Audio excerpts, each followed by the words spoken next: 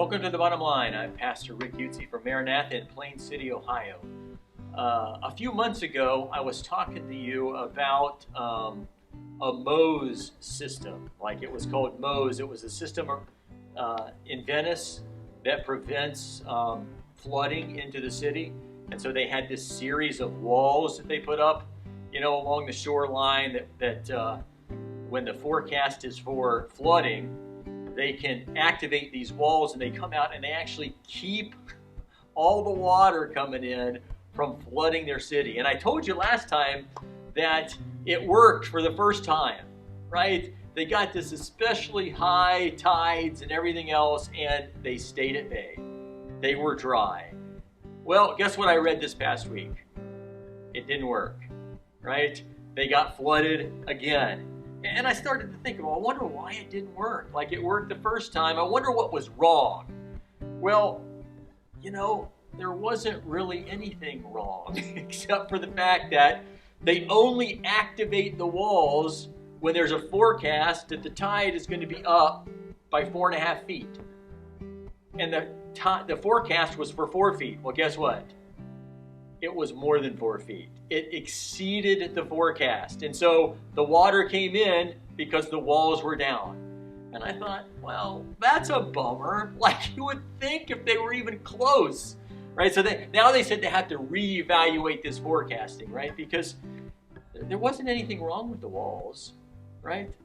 They just didn't get activated. And as I talked about last time, when we talked about the walls, we talked about strength. We talked about faith in God. And the faith isn't really how big our faith is.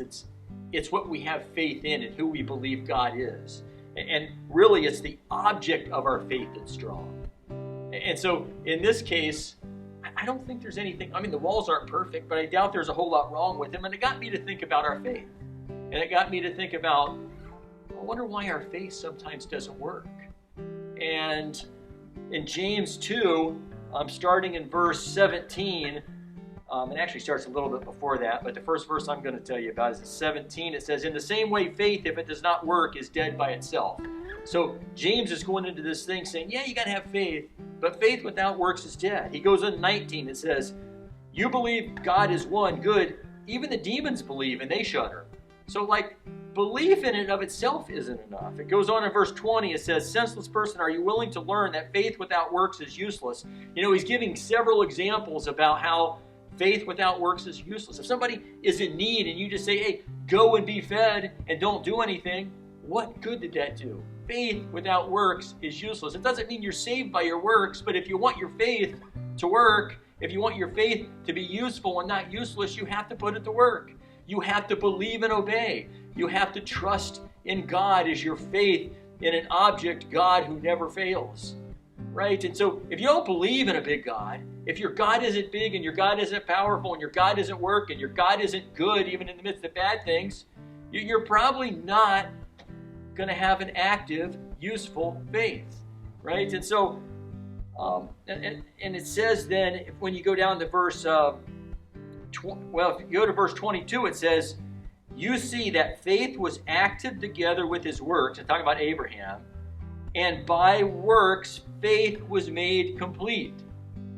Faith accomplished what it was supposed to. It was made complete because of works and faith. They were active together. They were activated together. God accomplishes his purposes through us. Yes, we have faith in him, but he accomplishes purposes when we obey him.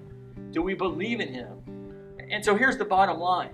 The fact that there was a flood and the wall didn't work had nothing to do with the wall. The wall was probably perfectly capable. It just wasn't activated.